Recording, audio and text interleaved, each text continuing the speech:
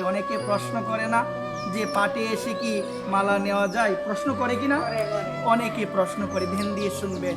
ব্রজবাসী মায়েরা যখন যমুনায় যায় জল ভরার জন্য, গটির মধ্যে জল নিয়ে আসে, যখন জল নিয়ে আসে তখন মায়েরা কিন্তু একটা গটি দিয়ে জল না আনে না, মায়েরা কি করে অনেকগুলো গটি মাথার মধ্যে বসিয়ে আনে এবং নৃত্য করতে করতে, হাত দিয়ে ধরে না কিন্তু, নৃত্য করতে করতে তারা ঘরের মধ্যে পৌঁছায় সেই জল নিয়ে। জল কি পড়ে? জল পড়ে না। এখন আমি যদি আমার মায়েদের বলি, মা শুধু একটা নিয়ে আসো, তিনটাও লাগবে না, দুইটাও লাগবে না, একটা ঘোড়া পূর্তি করে জল দিয়ে সেটা নিয়ে আসো, একটু নেচে আসো, জীবন আপনি বাড়িতে আসতে পারবেন না। পারবেন কি? তারা কেন পারে? তাদের অনুশীলন ছোট থেকে, তাদের অনুশীলন। এই জন্য 3টা ঘোড়া জল পূর্ণ করে তারা আসে, তারা আসতে পারে। কিন্তু আমার মায়েরা পারবে না। পারবে কি?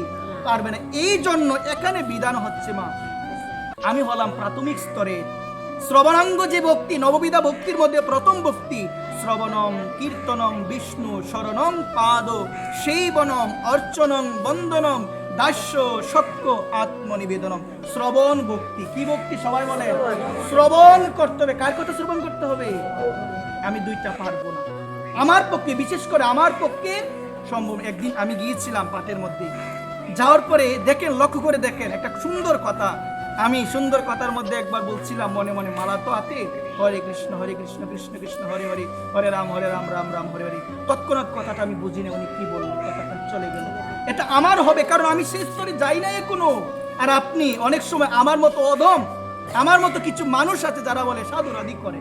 আরে বাবা, সাধুর কথা বলো 50 বছর 100 বছর 70 বছর ধরে সাধন করে, আর আমার হয় নাই মাত্র 2 বছর, নতুন মালা নিয়েছি আমি।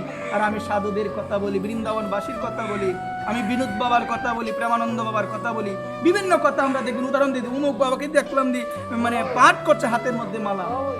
তাদের মন আর আমার মনে আওয়াজ নাই দি। তারা যেখানেই যাবে শ্রবণ যদি করে নামও স্মরণ হবে।